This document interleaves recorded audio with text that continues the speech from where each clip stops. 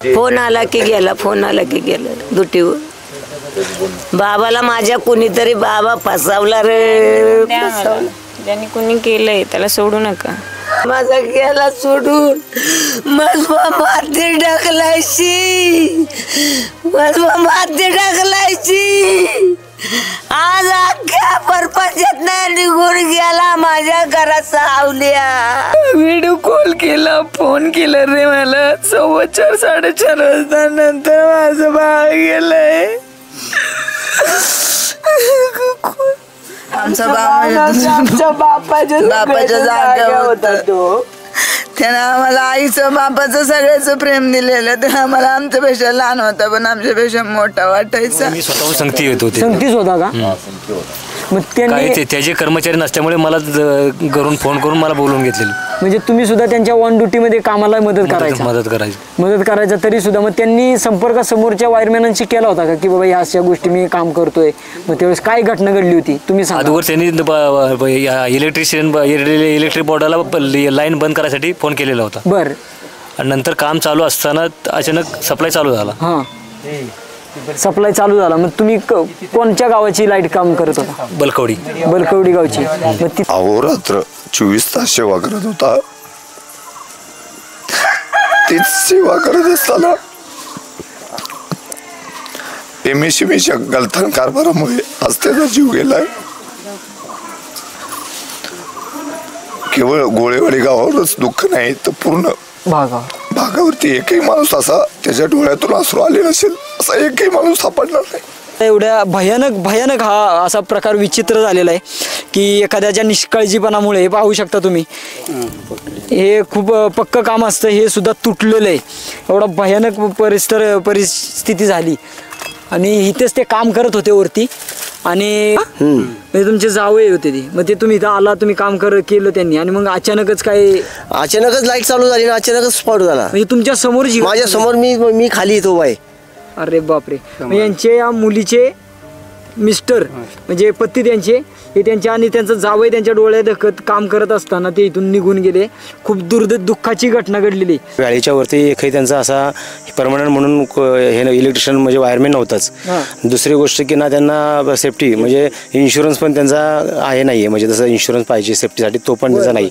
आता अशीच घटना घडलेली आहे.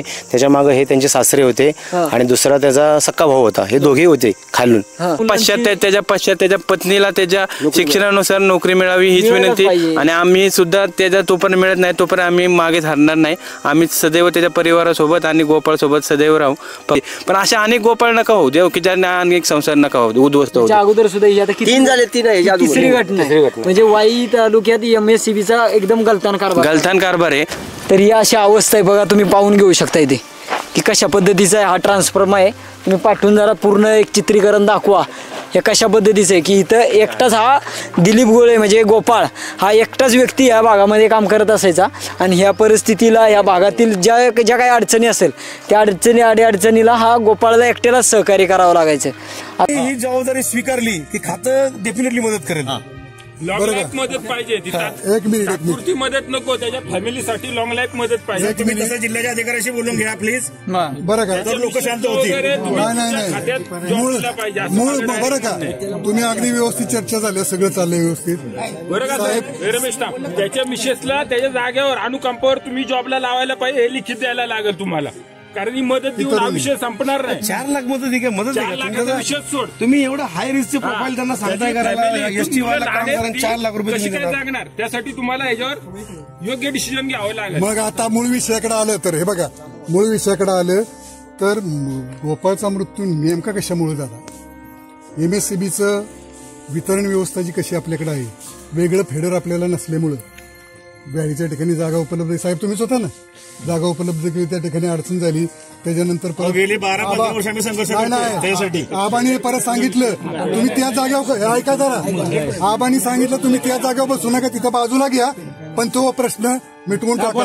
आज तुम्ही जर समजा ह्या गोष्टीचं येत ना, ह्या जर अशाच भिजत पडल्या 10-15 वर्ष आम्हाला फेडर नाही. अनपटवाडीचं साहेब म्हणले तुम्ही मी इस्टिमेट करून त्याला वेगळं फेडर त्याचं सगळं झालं. 3 झाले मागणं आम्हाला झाला. आणि या आमचं जर असं होत असेल आज तुम्ही सांगा मनुष्यबळ हे आहे काय काय कसं मी त्याच मुद्द्याचं मनुष्यबळ जे आमचं आहे ना ते पण जबाबदार आहे. ते पण जबाबदारी थांबा तुम्ही जरा. मनुष्यबळ जे आपलं आहे ना मनुष्यबळ जे आपलं आहे ना आज आपल्या परिसरामध्ये या घटना अपुऱ्या मनुष्यबळामुळे होत आहेत. आज आपल्याकडे परमनंट लाईनमन नाही, वायरमॅन परमनंट नाहीत, भाग दुर्गम आहे. या सगळ्या गोष्टीचा विचार करताना ह्या ज्या गोष्टी आहेत ना याचा पुढच्या काळामध्ये जर विचार होणार नसेल तर परत आणखी दुसरा गोपाळ ऐका ना. हा विचार होण्यासाठी तुम्हाला काय करायचं इथं वाद करायचं ना आपल्याला. बोला आता काय नाही, एक मिनिट मी तिथं सांगतोय ही परत ही वेळ नाही वाद करायची. तुम्ही फक्त काय करा हे जे तुम्ही आम्हाला सांगताय ना ते आम्हाला लिखित द्या की आमच्याकडे मनुष्य सांगू नका, आमच्याकडे लाईनमन नाही, आमच्या लाईनमनला वेळ नाही परत कॉल बॅक करायला त्याला. आम्ही चेक केलं नाही तर कुठं चढलाय, किती लाईन बंद केल्या हे सगळं लिहून द्या. याची जबाबदारी सर्वस्वी MSCBची आहे आणि संपला विषय. काय लाईनमॅन आणि साहेबांनी एवढं टेन्शन नको.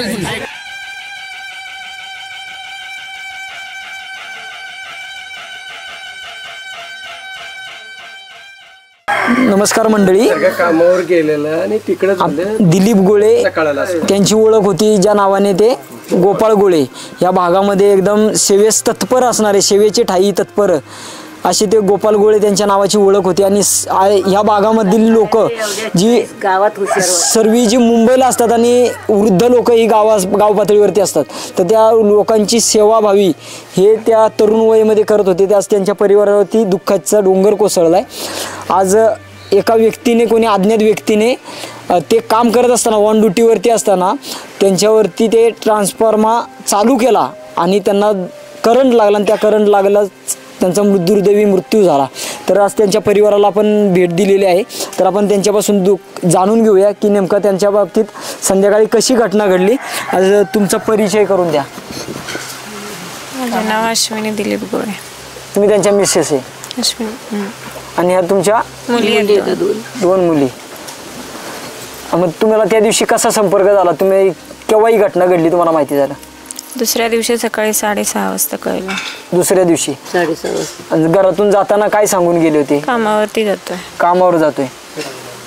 कोणत्या गावाची लाईट वगैरे बंद झाली, काय कुठून कंप्लेंट वगैरे आलेली? बलकवडी गावाची. बलकवडी गावची का? तिथून कंप्लेंट आली होती की लाईट गेलेली. मग ते निघून सांगून गेले. मग त्या याच्या अगोदर सुद्धा किती वर्ष सर्व्हिस करत होती? 11 वर्ष. 11 वर्ष. तुमच्या लग्नाला किती वर्ष झाली? 10 वर्ष. 10 वर्ष झाली. आणि मग तुम्हाला ह्या 11 वर्षामध्ये म्हणजे ज्या वेळेस साडे अडचण येईल त्यावेळेस असेच जायचे का ते? 24 तासामध्ये कायम रातचं तर रातच जाणार. म्हणजे ऑन ड्युटी कायमस्वरूपी असायची? ऑन ड्युटी कायमस्वरूपी असायची. कुठल्या कावा बी जायचं. फोन आला की गेला, फोन आला की गेला ड्युटीवर. बाबाला माझ्या कुणीतरी बाबा फसवला रे.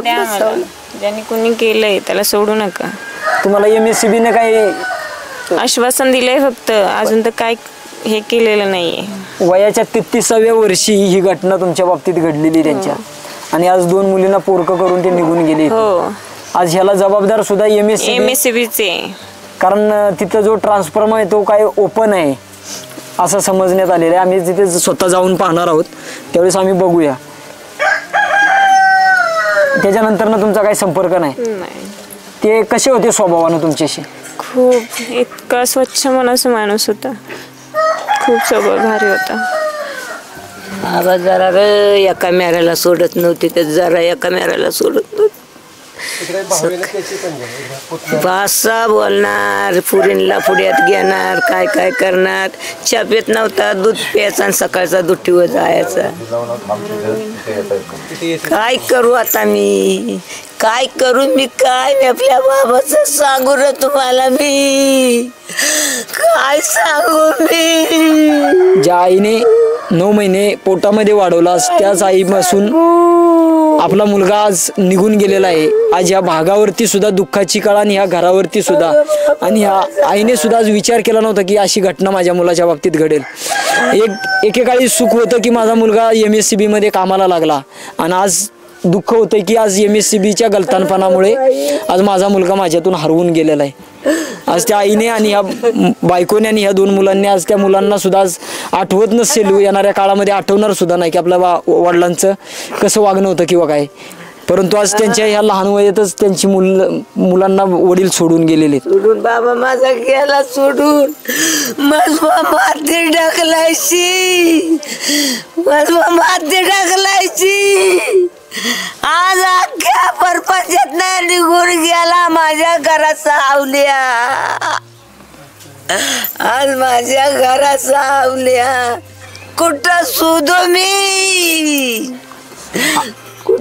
आज आपल्या प्रत्येकाची एक जबाबदारी आहे की आपण हे सर्व जे असे आज जो गलतानपणा झालाय तो व्हिडिओ शेअर करून लोकांपर्यंत पोहोचवा की जेणेकरून ह्या लहान लेकरांना आणि यांच्या परिवाराला न्याय मिळेल आणि यांचं कोणीतरी जबाबदारी घेईल. आज एवढ्या लहान वयामध्ये ते सुद्धा गेलेत आणि हा भाग असा आहे की दुर्गम भाग आहे की जिथपर्यंत व्यवसायाचं कुठलंही साधन नाही आहे की ते आज पोट भरू शकतात.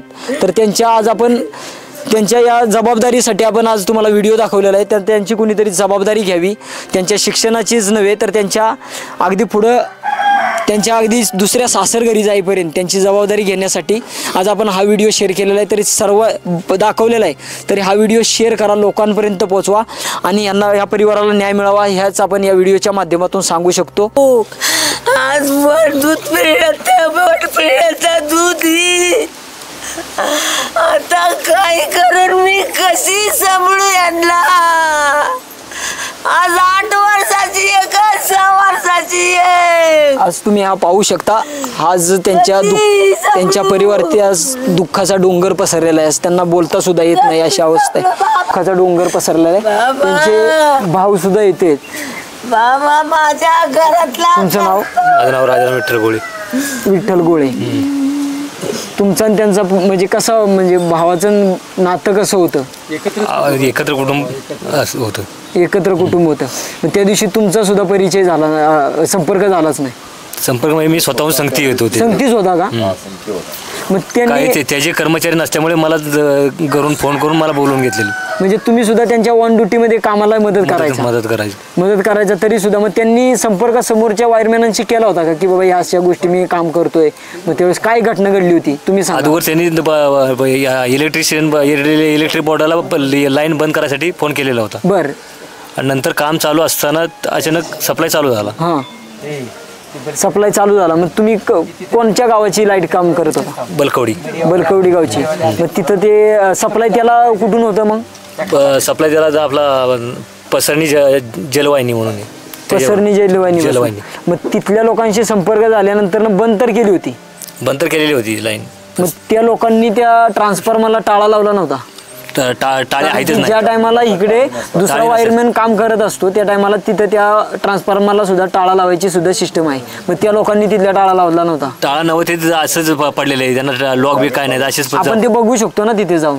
तिथे जो MSCBचा आज अनेक लोकांवरती ज्या लाईटमधून जो वसुली केली जाते त्याच्यामधून जो निष्काळजीपणा आहे तो आपल्याला सुद्धा पाहायला मिळतो. तिथं म्हणजे काहीच नाही, त्याला दरवाजा पण नाही की लॉक लावायसाठी त्याला झडपा सुद्धा नाही येत. म्हणजे एवढा आज शहराच्या जवळच आहे ना ते पसरणी? नाही, इथे ट्रान्सफर त्याच्या नांदगणी म्हणून गाव आहे. नांदगणी नदीच्या काठाला. मग तिथे एवढा निष्काळजीपणा आहे की तिथे एखादं जनावर सुद्धा जाऊ शकतो, कोणी अज्ञात व्यक्ती सुद्धा हात पण लावू शकतो, जाऊ शकतो. म्हणजे अशी घटना घडत असताना सुद्धा MSCBचं पूर्ण दुर्लक्ष आहे याच्यावर. बरं, आता मला एक सांगा, या मुलाबाळांचं कसं काय? त्यांनी कोणी जबाबदारी घेतली का काय याचं? आज मी ती उघड्यावरतीच आज मी तिला तर कोणी त्याच्यावरती म्हणजे हे घेतलेलं नाही आणि चर्चा सुद्धा केलेली नाही. MSCB अजून काय आमची चर्चा केली नाही किंवा काय आतापर्यंत तरी नाही. लेखी पण नाही दिलं, काहीच नाही. लेखी घेतले पण त्याच्यावरती काय अजून हे नाही, कारवाई केलेली नाही. मग त्याच्यावरती तुम्ही सांगू शकता त्याच्यावरती सही शिक्का आहे का कोणाचा MSCB गव्हर्नमेंटचा? आता सुट्टी असल्यामुळे आम्हाला मिळालं नाही. शनिवार रविवार असल्यामुळे काय दिला नाही सही. कुणी त्या MSCB वाल्यांनी काय मदतीचा हात देऊ केलाय पण तो आश्वासन दिलेलं आहे फक्त, पण ते अजून पूर्ण नेलेलं नाहीये, पूर्वतच नाहीये. अच्छा. आणि ह्यातल्या परिवाराची तुमची ह्या आई आहेत का? आई, ती भाऊजाई, माझा मुलगा आणि ते आनंदा गोळे गोळेवाडी गावचाच आहे. आणि जी ही दुःखद घटना घडली त्याचा चुलताच आहे. अत्यंत अशी परवा रात्री दुर्दैवी घटना घडली दिलीप गोळे, ॲक्च्युली त्याला दिलीप या नावानं कोण ओळखतच नव्हतं. गोपाळ या नावानेच पूर्ण भागात 11-12 वर्ष झालं सेवा करतो. अहोरात्र 24 तास सेवा करत होता. तीच सेवा करत असताना MSCBच्या गलथान कारभारामुळे आज त्याचा जीव गेलाय. केवळ गोळेवाडी गावावरच दुःख नाही तर पूर्ण भागावरती एकही माणूस असा त्याच्या डोळ्यातून अश्रू आले नसेल असा एकही माणूस सापडणार नाही. MSCBच काम करत असताना ऑन ड्युटी असताना दोन्ही डिप्या क्रॉसिंग आहे, त्याला एक कृषी पंपाची लाईन आहे, एक गावठांची लाईन आहे. दोन्ही डिप्या बंद करून तो काम करत असताना कुणीतरी अचानक ती डिपी चालू केली. वरची कृषी पंपाची लाईन खेचत असताना खालच्या गावठांची लाईन चालू करून त्या लाईनीला वरची लाईन टच झाली आणि त्याचा दुर्दैवी तिथे शांत झाला शॉक लागून. ॲक्च्युली MSCBचं किती आश्वासन दिले आम्हाला, काही त्यांनी देऊ केलं तरी आमची गेलेली वस्तू आम्हाला भरून येणार नाही. परंतु जो MSCBचा हा गलथान कारभार आहे, ज्या कोणी डीपी बंद असताना पूर्ण तो ओपन केला परत चालू केला, त्या सर्वस्वी माणसाला जबाबदारीने MSCBनं पकडलं पाहिजे आणि त्याला ज्या नियमाप्रमाणे ज्याला ह्याला जशी शिक्षा दैवयोगाने दिली तशीच त्यालाही दिली पाहिजे. एवढीच या निमित्तानं गावकऱ्यांच्या आणि त्यांच्या कुटुंबावरती जी शोककळा पसरली, आज या माध्यमातून सगळ्यांना सांगू इच्छितो, लहान लहान 2 मुली आहेत, एक मदतीचा हात म्हणून सर्वांनी त्यांना योगदान द्यावे हीच आपल्या माध्यमातून मी सर्वांना विनंती करतो. आता मी तुम्हाला विचारतो, तुम्ही ही जी घटना घडली त्याच्यानंतर तुमचं काय पुढची सुरुवात झाली?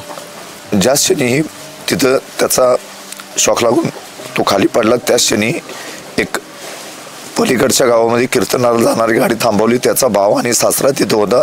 त्या दोघांनी आणि काही तिथल्या गावातल्या लोकांनी उचलून त्या गाडीमध्ये टाकला. त्याला त्याचाच एक मित्र मुरचूच्या बाई म्हणून त्यांनी वैगावमध्ये जाऊन एक 100-125 किलोमीटरच्या स्पीडनं नेऊन त्याला दवाखान्यात पोहोचवला. पण दवाखान्यापर्यंत जाईपर्यंत डॉक्टरांनी त्याला मृत घोषित केलं. त्याच्या पुढे मग तुम्ही हॉस्पिटलमध्ये वगैरे नेलं? हॉस्पिटलमध्ये नेलं परंतु हॉस्पिटलमध्ये डॉक्टरांनी त्याला मृतच घोषित केलं, कारण त्याला इतक्या जोरात मेन लाईनीचा शॉक लागला होता. 2 लाईन एकत्र टच झाल्या त्या. दोन्ही गावठाणी मेन लाईन आहे आणि जी कृषी पंपाची येते ती मेन लाईन आहे. त्याचा एवढा जोरात झटका बसतो की तो माणूस त्याचा जर शॉक लागला तर क्षणाचाही विलंब न लागता तो मृत्युमुखीच पडलेला असतो. किंबहुना एक आपलं कर्तव्य म्हणून त्याला त्याला दवाखान्यापर्यंत पोहोचवण्याचं अक्षी अत्यंत 25 ते 26 किलोमीटरचं अंतर असताना सुद्धा एक 20 ते 25 मिनिटांमध्ये दवाखान्यात पोहोचवले गेले, तरी त्या पोहोचेपर्यंत त्याचा मृत्यू हा झालेला होता. आता इथलं जे स्थानिक नेतृत्व आहे, ज्या कोणी लोकांनी त्यांनी संपर्क झाला तुमचा त्यांच्याशी? ज्यावेळेस ही घटना घडली त्याच वेळेस स्थानिक नेतृत्व आमचे आमदार मंत्री महोदय मकरंदाबा पाटील यांना मी कॉल केला.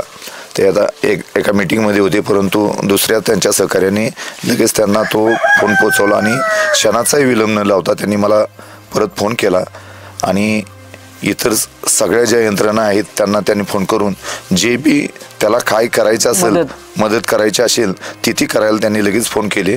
परंतु अपघातच असा होता की तो मदतीचा हात त्याच्यापर्यंत पोचू शकला नाही. आता तिथून पुढे त्यांनी ज्या काही त्याच्या कुटुंबाला, मुलांना, त्याच्या सर्व्हिसच्या बाबतीत हा ॲक्च्युली हा असणारा 11-12 वर्ष असणारा कंत्राटी पद्धतीचा MSCBचा कामगार होता, परंतु त्यांनी त्या एसी असो जेई असो यांना फोन करून सांगितलं की तो जरी कंत्राटी पद्धतीचा कामगार असला तरी जो तुम्ही कायमस्वरूपी करता त्याप्रमाणे त्याला सेवा देण्यात यावी, म्हणजे त्याच्या कुटुंबाकरता तुमची नुकसान भरपाई त्या पद्धतीने देण्यात यावी. त्याला MSCBनं आता देऊ केलेला आहे, परंतु आता ह्या 2-3 दिवस सुट्ट्या लगातार असल्यामुळे त्या काय आतापर्यंत ती मदत पोचवू शकली नाही, परंतु मंगळवार, बुधवार किंवा गुरुवारपर्यंत त्यांनी देऊ केलेली मदत पोचेल अशी आम्हाला अपेक्षा आहे.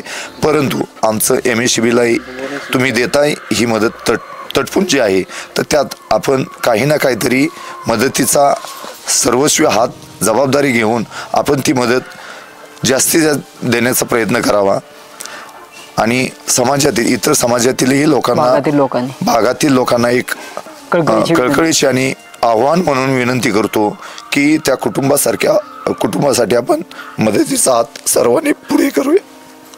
हेच आपण या न्यूजच्या माध्यमातून आपण त्यांच्यापाशी प्रत्येकापाशी पोचूया. मी सुनील गोळे ऑन ड्युटीवर होते. 24 तास कधीही फोन केला तरी 11 वर्षाच्या कालखंडामध्ये त्यांनी त्यांची ड्युटी हेच त्यांचं कर्तव्य मानून त्यांनी समाजाची अत्यंत प्रामाणिकपणे सेवा केली. त्यांचे सेवाभाव बघून आमच्या पूर्ण पश्चिम भागातली सर्व गावं या ठिकाणी त्यांच्या अंत्यविधीला किंवा ज्या वेळेला MSCBच्या अधिकाऱ्यांवर चर्चा केली त्यावेळेला सर्वजण उपस्थित होते. MSCBच्या अधिकाऱ्यांना आम्ही प्रश्न विचारला की बाबा त्यांचा इन्शुरन्स किती लाखाचा आहे, त्यांना तुम्ही नुकसान भरपाई किती देणार, किंवा तुम्ही त्यांची जी मुले आहेत त्याच्या बाबतीत पेन्शन असेल याच्या बाबतीत तुम्ही काय नक्की निर्णय. तर त्यांनी थोडंसं मला एक 3-4 लेखी दिलेले, परंतु आलेले 3-4 दिवसाच्या सुट्ट्या पाहता त्यांनी मंगळवार नंतर आम्हाला तशा पद्धतीचं आश्वासन दिलेले. या कामाच्या संदर्भामध्ये सही शिक्यानेशी पत्र देणार आहेत, ते दिलं नाही अजून. ते देणार आहेत सुट्ट्या असल्यामुळे. तसं ऑफिशियली आपल्याला घेता पण येत नव्हतं, ऑन ड्युटी सारखं ऑफिसच चालू नाही तर काय करणार. यासाठी आम्हाला मकरंदाबा पाटील यांच्याशी आम्ही संपर्क केला. त्यांचंही फोनवरून आमच्याशी बोलणं झालं की तातडीची आपण एक 4 लाख रुपयाची मदत आपण त्यांना मिळवून देऊ. त्याच्यानंतर त्यांना पेन्शन आणि अन्य कॉम्पेन्सेशन जास्तीत जास्त कसं मिळवून देता येईल अशा पद्धतीचं त्यांनी आमच्या ग्रामस्थांच्या समोरच एक्झिक्युटिव्ह इंजिनियर यांना फोन लावले आणि तशा पद्धतीचं त्यांनी आम्हाला या ठिकाणी मदत आणि पुनर्वसन मंत्री यांनी आम्हाला तसं सांगितलेलं आहे. आणि भागातल्या सर्व लोकांचं आम्हाला यासाठी सर्वच राजकीय पक्षाचे असतील, सर्व पक्षाचे लोक असतील, समाजसेवी NGO म्हणून भागात काम करणारे सर्वांनीच त्यांच्या इथं आम्ही 1-1.5 तासाची मीटिंग घेतली आणि त्याच्यामध्ये सर्वच भाग म्हणून आम्ही तो तसा निर्णय घेतला. आम्हाला याच्यातून एकच सांगायचं आहे की कंत्राटी कामगार म्हणून तुम्ही एखाद्या कर्मचाऱ्याला घेता तर जो परमनंट आहे त्याला जी तुम्ही सुविधा देता तशाच पद्धतीची कंत्राटी कामगाराला पण तुम्ही दिली पाहिजे सुविधा. आणि अशा महत्त्वाच्या लाईन ओढत असताना तुम्ही ते एक लाईन जिथं बंद केली तिथं माणूस एक ठेवला पाहिजे, त्याच्या मदतीला लोक दिली पाहिजेत. तुम्ही भरमसाठ बिल घेता, पैसे त्यांना एक तर पगार कमी देता आणि परमनंट माणसापेक्षा जास्त डबल काम करून घेता, 24 तास घेता, कधीही फोन करता तुम्ही रात्री अपरात्री. आणि आमच्या भागामध्ये अत्यंत सर्वच भागातले लोक सांगतील अत्यंत चांगल्या पद्धतीचं वायर म्हणून त्यांचं काम होतं. त्यांचं हेच प्रामाणिकपणाचं काम बघून शासनानं त्यांना जी आपण परमनंटला जी सुविधा देतो त्या पद्धतीचे कॉम्पेन्सेशन त्यांना देऊन त्यांच्या असणाऱ्या 2 मुली लहान आहेत त्यांच्या शिक्षणाचं थोडंसं विचार करून त्या कुटुंबाला कसं जास्तीत जास्त न्याय देता येईल अशा पद्धतीचं त्यांनी या ठिकाणी प्रामाणिकपणे प्रयत्न करावा एवढं मी सांगतो आणि सर्वांच्याच वतीनं भावपूर्ण श्रद्धांजली वाहतो. मी एक तुम्हाला फक्त शेवटचा प्रश्न विचारतो की ही जो ट्रान्सफॉर्मर जो कोणी चालू केला असेल ज्या व्यक्तीने, बाहेरच्या व्यक्तीनं म्हणजे स्थानिक नागरिकांनी केला की MSCB वाल्यातल्याच कोणी व्यक्तीने केलेलं आहे? गावातल्या व्यक्तीने केला, बाहेरच्या परगावातल्या व्यक्तीने केला, क्या MSCB वाल्यांनी केला, कुणी केला हे सांगू शकत नाही. पण तो ट्रान्सफॉर्म चालू झाला आहे कारण तो कदापि म्हणजे 11-12 वर्षे सर्व्हिस करतो. एक 3-4 फुटाच्या अंतरावरती तो ट्रान्सफॉर्म चालू ठेवून कधी कुठलाही अक्षी एडा वायरमॅन असला तरी ते काम करू शकत नाही. आता 10-12 वर्ष सर्व्हिस करणारा वायरमॅन तो ट्रान्सफॉर्म चालू ठेवून कामच करू शकत नाही, दोन्ही ट्रान्सफॉर्म बंद करूनच काम करू शकतो. म्हणजे यामध्ये आता जे दिलीप गोळे जे वायरमॅन होते त्यांचा दुर्दैवी मृत्यू झाला शॉक लागून. त्या बलकवडी गावामध्ये आलेलो आणि इथले स्थानिक नागरिक आहेत त्यांच्याशी आपण चर्चा करूया आणि त्याच्यानंतर जे ज्या ठिकाणी घटना घडली त्या ठिकाणी आता आपण जाऊया. कुठे घटना घडली आता? बाजूला तिथे पोलवरती. आपण तिथे जाऊन पाहूया.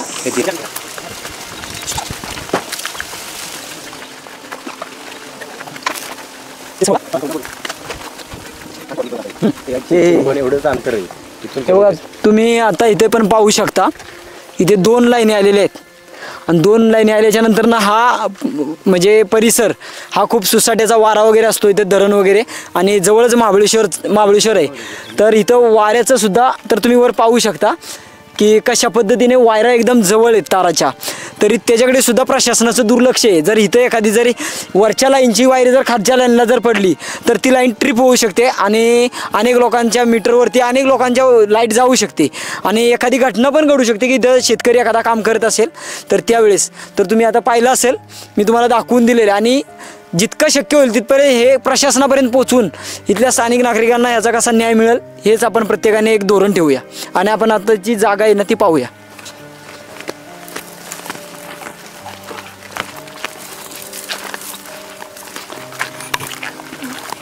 तिथून तुम्ही पाहू शकता. आता बघा इथून जवळून दिसतंय की कशा पद्धतीच्या वायरा जवळ आहेत, क्रॉस लाईन आहे.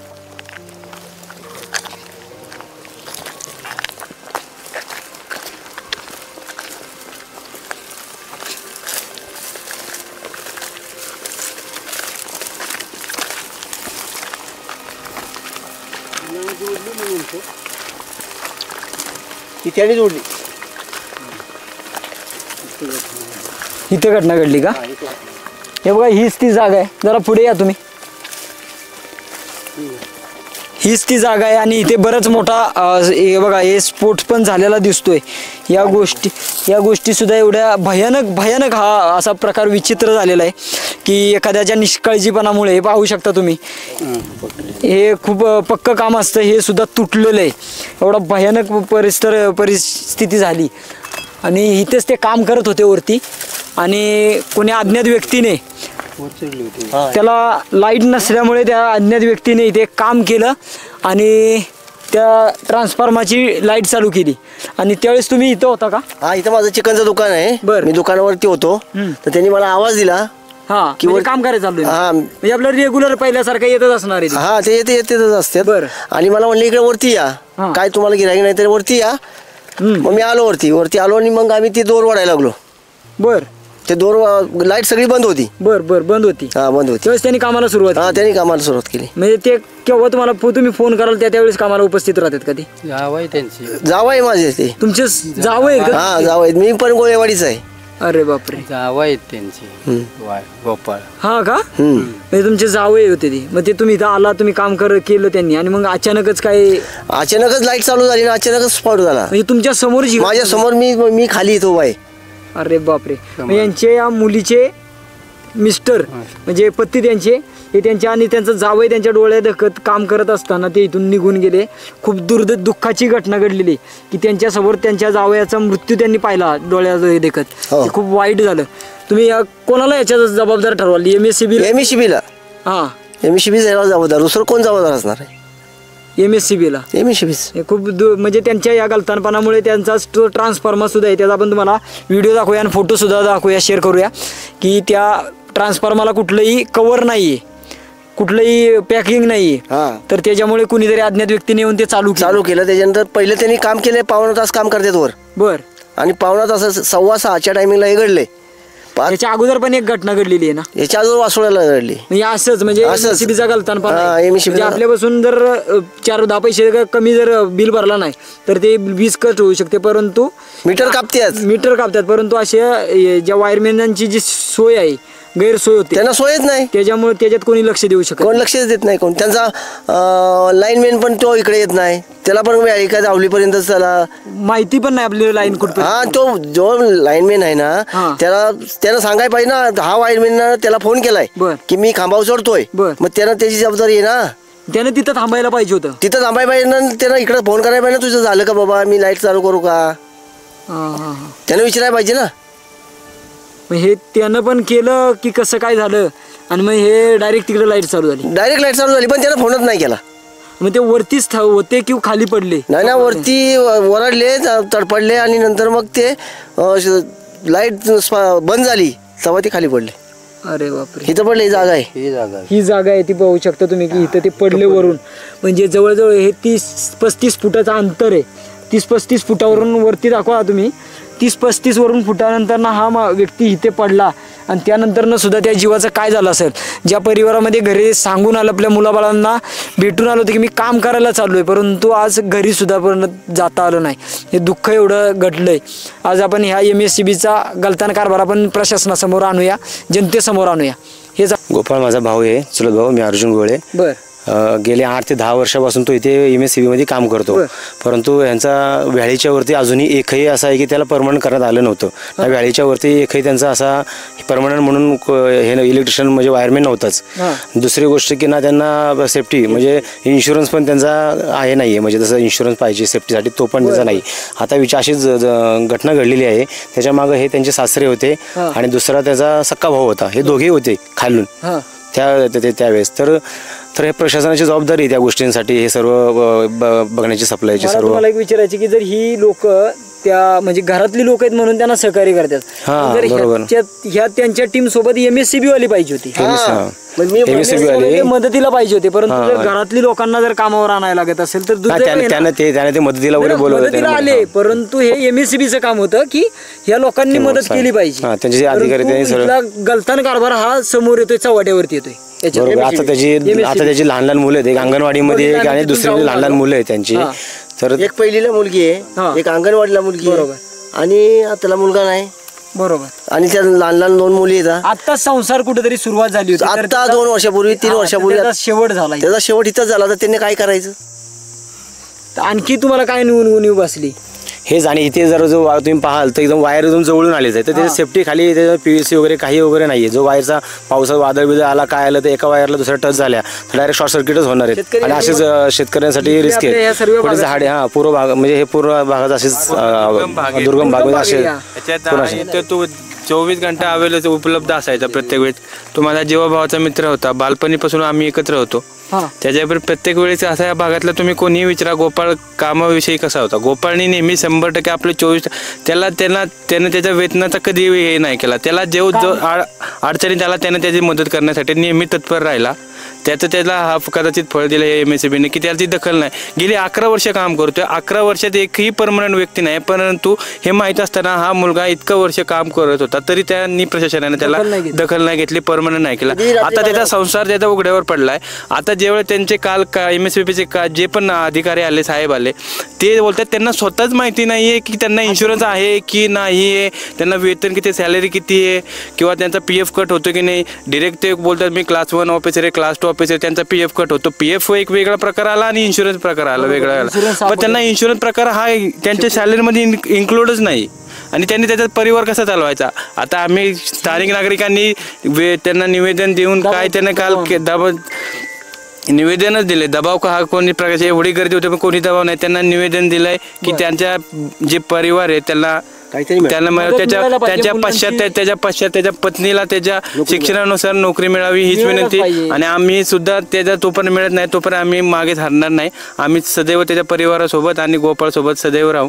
फक्त तुमच्या मीडियाद्वारे आम्ही एवढं सांगू शकतो की आम्हाला तुम्ही पण साथ द्या आणि MSCBचा काळा भोंगळा कारभार जो पण आहे तो समोर आणण्यात तुम्ही मदत करा आणि आमच्या भावाला वेळेत न्याय द्या. प्रशासन तर सर्वसामान्यांना मदत करत नाही, परंतु उद्योगपतींच्या आणि मोठमोठ्या व्यक्तींच्या हस्ते पाठीमागं खंबीरपणे जग जाहीर आहे. त्याच्यात ते जग जाहीर आहे ते तुम्हाला ते कोणाला सांगण्यात येईल कारण का सगळ्यांसमोरच दिसतंय. ज्यावेळेस एकटा माणूस वरती काम करतोय, तुमचा एकही देखील माणूस तिथे येत नाही, त्याला त्याच्या परिवारातल्या माणसांना बोलून त्याला सेवा द्यावी लागते. त्याच्यात तुम्ही समजून जा ना. आणि त्यांच्या लाईनमॅन जे MSCB आलेत ते डिरेक्ट असं तोंडावर आमच्या एवढं पब्लिक समोर उत्तर देतात की आम्हाला व्याळीनंतर वरचा भागच माहीत नाही, तुम्हाला भागच माहीत नाही, तुम्ही काम करता. मग एका जीवा माणसावरती तुम्ही एवढी जे 40-42 गाव त्याच्या एका जीवावर ठेवलाय.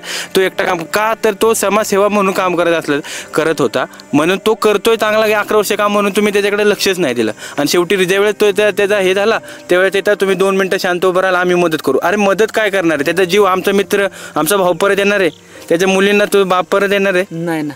मग ह्याचं प्रश्न करून मग त्याला फक्त आम्हाला न्याय मिळाला पाहिजे आणि त्याच्या पश्चात त्याच्या कुटुंबाला योग्य ते न्याय आणि त्याच्या पत्नीला नोकरी हे मिळावी आमची मागणी. आणि हा शेवटपर्यंत जोपर्यंत लागत नाही तोपर्यंत आम्ही ह्यासाठी लढाई देण्यासाठी तयार आहे. भले काय हो आम्ही त्याच्यात पाठीशी उभे असू. आम्ही फक्त मीडियाद्वारे हे सांगू शकतो की तुम्ही फक्त आम्हाला सहकार्य आणि प्रशासनाला डोळे उघडा की आता तरी आमचा गोपाळ गेला, आमचा गोपाळ परत नाही येणार आम्हाला माहिती, पण अशा अनेक गोपाळ नका हो देव की ज्यांना अनेक संसार नका हो उद्ध्वस्त हो. अगोदर सुद्धा तिसरी घटना म्हणजे वाई तालुक्यात MSCBचा एकदम गलतान कारभार आहे. अहो तुम्हीच विचार करा सर, 11 वर्षात तो मुलगा एवढा परमनंट त्याला परमनंट तुम्ही करू शकत नाही की, परंतु ही घटनाच तिसरी कारभार आहे ना. आणि तुम्ही तर दाखवलेत वायरी, तर तुम्ही बघा किती म्हणजे जीवाच्या आकांताने इथं काम करतोय तो वायरी, आणि प्रशासन इथं बोलतोय की आम्हाला माहित नाही. हे उडवाउडीचे उत्तर देऊन कसं आयुष्य करणार? लोकांची सेवा करत होता. लोकांनी फोन केलं की लगेच 11 वाजून दे 12 वाजून दे सेवा करत असताना हे आज वीरमरणच एक प्रकारचं आलेलं आहे.